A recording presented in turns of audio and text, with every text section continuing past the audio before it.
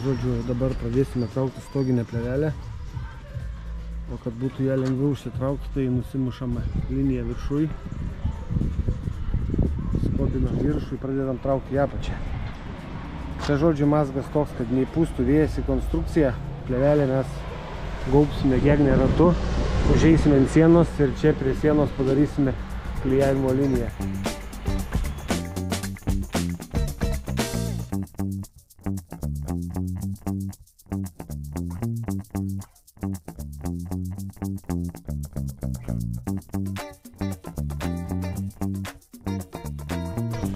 Tai va, žodžiu, pradedam iš tos pusės.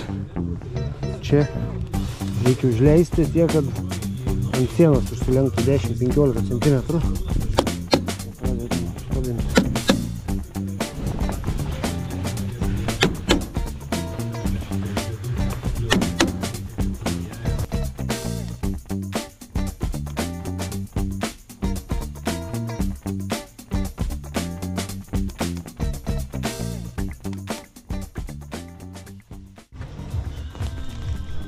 Na, o kai turime užsitempę visą liniją, pradedam iš vidurio, leidžiamės žemyn, tempdami, mes taip einam vieną pusę,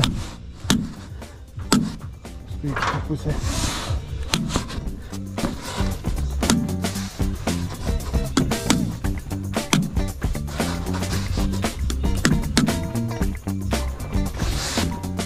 Tai vat, taip keliaujam į vieną galą. Paskui kitą. Norint užlenkt gražiai, reikia pirmą vienu plokštumą sutampyti, tada tik lenktis ant gegnės priekio.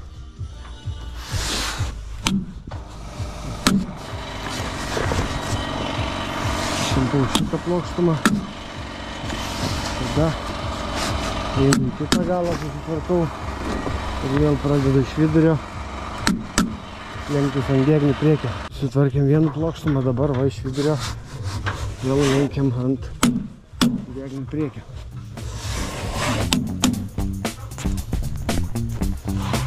Čia šitoj vietoj mes suformuosim ventiliacinį kanalą, kurį pateks visada šaltas oras ir suventiliuos pastogę.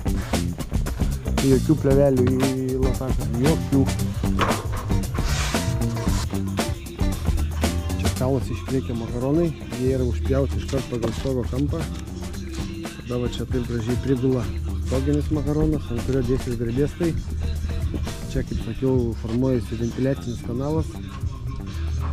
Ir dar jau šitame etape, aišku, nepamirštam, kad čia jau kaip ir vėjo barjerą mes montuojame, tai visos sandaros turi būti tvarkingai suklijuotos, kad niekur neįpūstų vėjas. Čia visur nuo vėjo mes uždarome.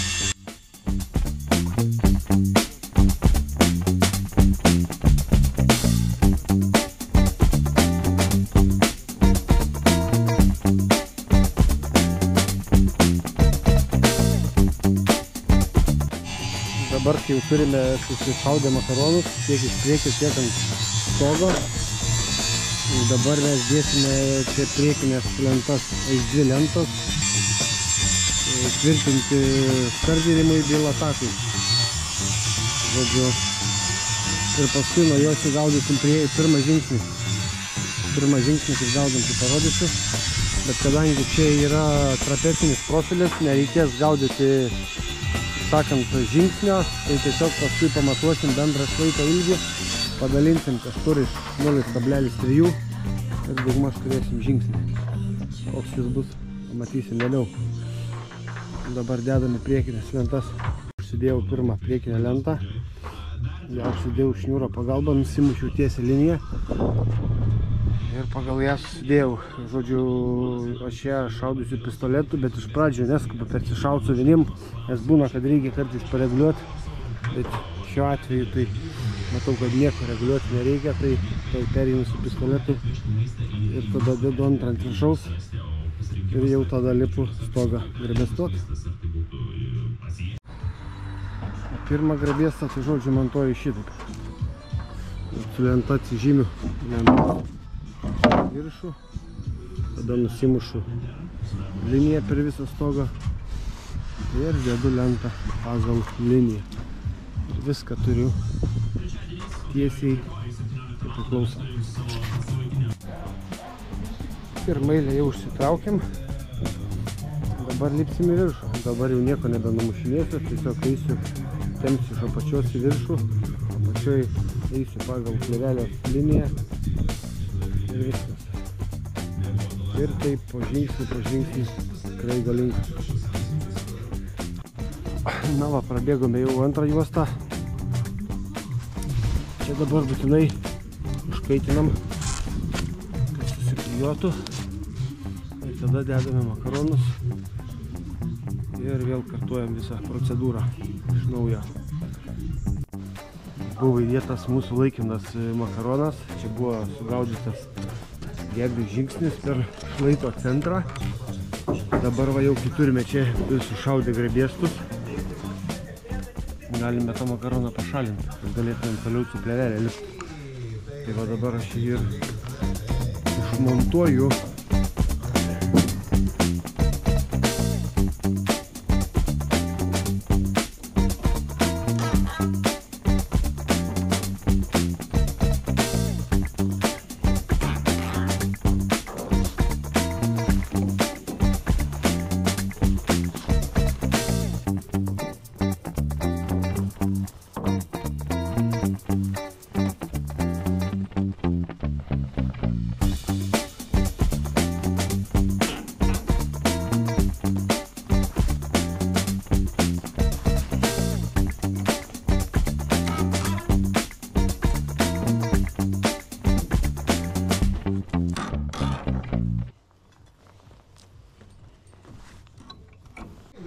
O jeigu jums atsitinka taip, kad baigėsi plėvelė kažkur netikėtai, tai pagal taisyklės privaloma užkeisti nuo vienos gegnės prieš tai, kad čia persidengtų, kad čia nenusimautų nuo skobo ar panašiai, tai persikeičia. Bet nežinau, kaip sakant, jums spręsti, mes prakeičiam visada, bet nežinau, ar čia labai didelė būtinybė. Bet mes prakeičiam. Na va, turiu plėvelės gabalą ir kaip minėjau, užsilenkiu nuo vienos gegnės prieš tai, kur buvo. Ir va, labai liniją ir susitvarkau.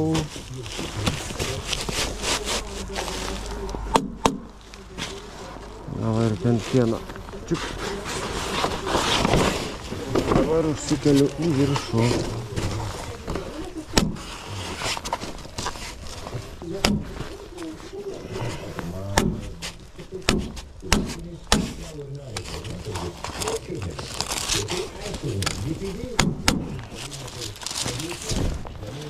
Svarbu nepamiršti išsitraukti šito velnio, nes jeigu neįsitraukėt ir prisitvirtinat, tada turit krūvą reikalų. Va, krūvelė rūšinukų, makaronai supjauti pagal ilgius. Iš karto paruošti, nes vakar buvom išsitraukę staklės, tai susipjaustam makaronus.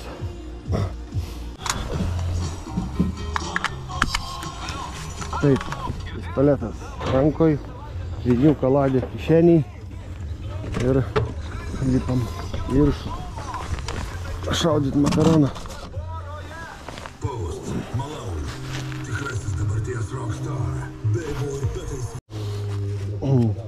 Na, čia komentarams specialiai tiems, kas galvoja, kad reikia čia va ant makarono tepti klijus ar dėti ten purjuostas. Tai nežinau, su pneumatiniu pistoletu šaunant, su pneumatinė vinim gerai smūgį susireguliavus šitą makaroną taip prispaudžia, kad čia va patekt vandeniu po makaronų ir kažkur susirasti vinį, nu mano nuomonė yra neįmanoma. Greičiau nuo kondensato supustas visas stogas, sakykim, nes vis tiek čia kažkiek drėgmės būna, bet tai čia praeis dešimtmečiai. O čia, kad supūdyt gegnį ir patekt vandeniui po makaronų, nu žinokit, nežinau. Tai va, tokia nuomonė. Čia klientų pinigų ir statybininkų laiko švaistymas, kaip sakant. Na ir va dabar makaronas prišautas. Ir kaip čia reikia patekti vandeniui, bėgant kondensatui, čia po makaronų per vinį, kad patektų į konstrukciją? Nu, nežinau. Kas nors atsakykit man į tą klausimą. Kaip čia reikia patekti vandenį į vidų. Tai va.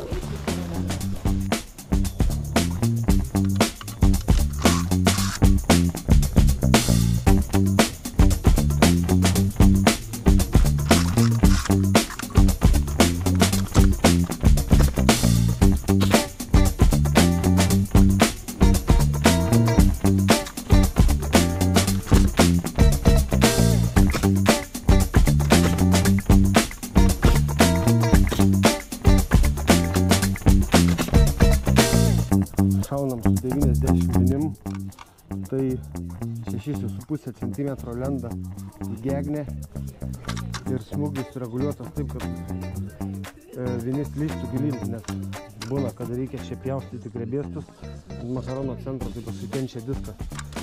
Tai va taip sureguliavus smūgį, vinis taip sulenda ir taip pritraukėsi šitą makaroną, kad nematau galimybės tikrai ten padėti vandenį.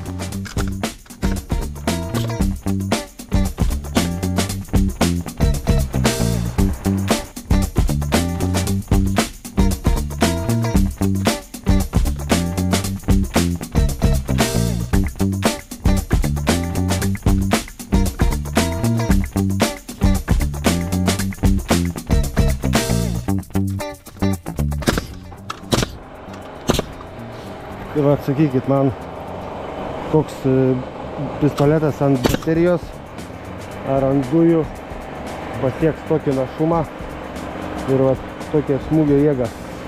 Nes ant šito pistoleto specifikacijos kaip rašo 6 atmosferos max, bet mes paduodam 8. Tai nėra buvę, kad nukentėtų koks nors pistoletas dėl to. Tai štai ir nebijom, duoda daugiau, bet eina kala stipriai. Štai reikia prieš kalant gerai pagalvoti, ar gerai prikalį, nes ištraukti vinies neįmanoma.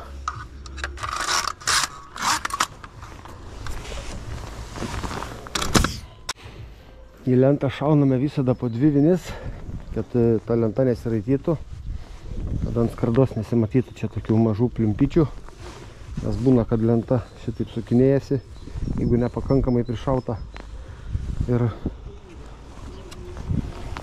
tada pradeda vėliau matytis ant stogo dangos. Ypač jeigu trapecinis profilis, ant kokio čerpinio profilio, tai nieko baisaus nesimato. Bet ant šitos tai arba ant klasik dangos stipriai pradeda matytis, jeigu lentos išsikraipo. Nes būna, kad ir pati lenta riečiasi į laivelį džiūdoma. Tai už tai geriau tegul plyšta po stogu, bet nesiriečia. Tai už tai reikia vinių pašert normaliai, negailėt.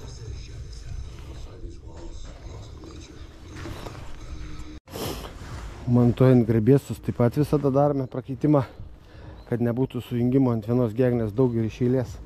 Tai tiesiog pabarstom per visą stogą. Tai va, netyčia prašoviau į tą liniją. Dabar bandysiu išsitraukti vinį. Galiu pademonstruoti, kaip traukiasi vinis. Tai tikriausiai gerai matosi, tai va, kokio laužtuvo reikia. Ta vinis išlindo kiaurai. Na, šitą išlindo. Tai vinis žodžio laiko kaip priklauso. Čia va netyčia tą liniją nužiūrėjau ir prisišoviau ne ten. Visko pasitaiko. Nu ką, atsirado galimybė ir prie kraigo prieiti. Galim parodyti, koks čia mums kraigo tiesumas gavosi. O tiesiai, gražiai. Tai va dabar eisim grandyt ledą. Negalim dėti dabar iškart levelės, matot, šalia stogas. Tai paimsim ką nors aštraus ir va čia va gegnę pasigrandysim. Ledą kad nuimtų. Na kągi, baigėme grebestoti vieną stogo pusę, vieną šlaitą. Na ir ką, griebsime kitą pusę. Nu jūs pasakykit man, tai kaip reikia dirbti kitaip, šilta ir smagu. Gerai čia šiaulytę pašvietė, šitoj pusėj, pietiniai pusėj, kosmosas kažkoks. Kosmosas. Ojojoj. Nežinau. Aną pusę stogą jau pasidarėm. Dabar perėjame šitą pusę, tai va užsitraukėm pirmą liniją. Vėl dėsim priekinę lentą, vėl viskas iš naujo. Ta pati istorija. Tai va, kai baigsim traukti plevelę, paskui biškį pademonstruosiu stogo standumą. Nes čia kitiems žmonėms kyla klausimų, kodėl būtent santvarinė konstrukcija, kodėl ne sijos ant perdangos, medžio sijos. Tai nežinau, ką čia to klausimą ir pasakyti. Nes jeigu dedant sijas, tai stogas su perdanga tada nesiriša, tada eina sijos, ant sijų eina vėl kaip murlotas, vainikas ir ant murloto dedasi gegnės. Ir čia šiuo atveju gegnė 4,5 metro ilgio. Tai ta gegnė, jeigu per centrą neturės atramos, nu tai iš stogo stabilumo daug irgi nereikia tikėtis. Ir neaišku, kaip išsiraitys tas stogas, kuri gegnė į viršų, kuri gegnė į apačią rėsis, tai šitas atvejis atkrenta.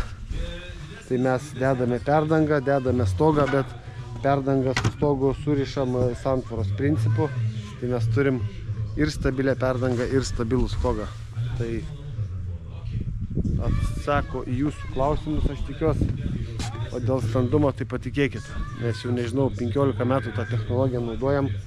Esame darę ir po 10, po 12 metrų pločio patalpas. Tai tarp atramų po 10, po 12 metrų niekada niekas nepasėdo. Žodžiu, tiek. Bet užkaitino nevaikiškai. Atėjau į mašiną net nusirengt. Reikia mest kokį vieną rūbą žemėn. Blemba, oras kaip Liepos mėnesį. Beveik. Bet nieko, pasidžiaugim gal tą saulutę. Dabar madoj visiems internetą kelt, kas kokius statybinius batus nešioja, o gal kas kokius triusikus nešioja. Iš tikrųjų man kol kas dar nekyla mintis rodyt, ką aš čia apsirengęs. Tai nežinau, gal kada nors ateity. Pažiūrėsim.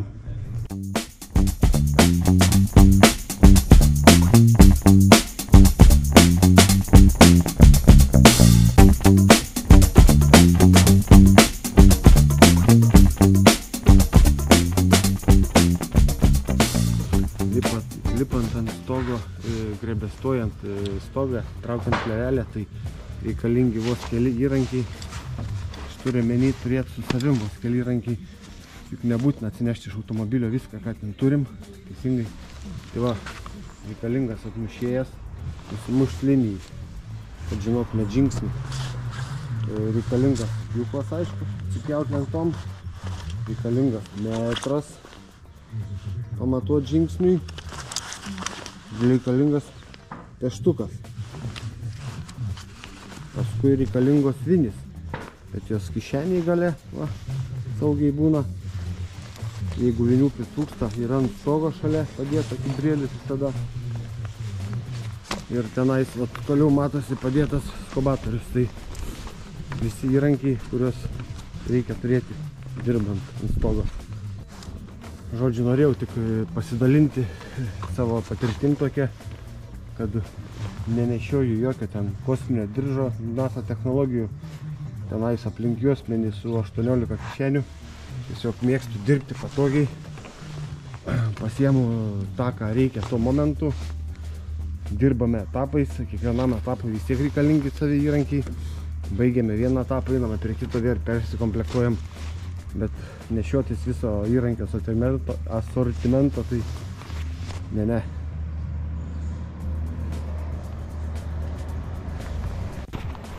Tai va, turiu čia nusimušęs liniją ir jos laikausi šaudydamas.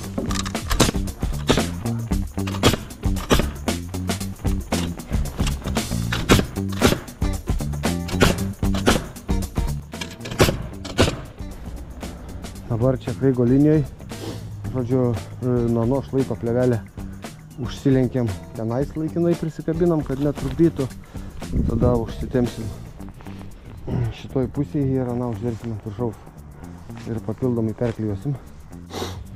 Dabar turime čia tokį organą, dvi plėvelės, tai tą vieną tiesiog nupjaunu palei Kraigą, kad galėčiau iš ano šlaito užverst ant viršaus. Tai taip, pasirenku kažkur vietą ir pjaunu. Dar šitą pjausiu. Opa.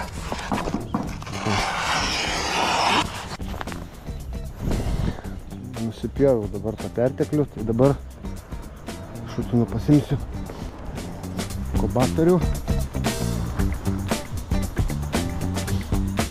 ir susitvarkysiu dabar šitą vietą. Vėl pradėsiu iš vidurio. Dabar esu užsikabinęs. Tai va, dabar iš vienos pusės, kur buvo plėvelė, užversiu čia ant viršaus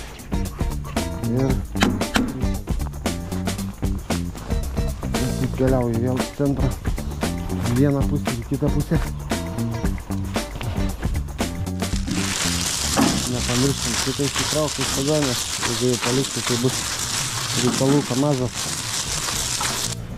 Žodžiu, čia šitą siūlę mes užkaitinam, nes turi klijus, o jau čia va, kur klijų neturi, kitėm iš anos pusės, tai suklijuosim su lipnia juosta. Na va, perklijau šitą sandorą, dabar jau galima dėti makaronus. Nukun, dar vienas etapas baigtas.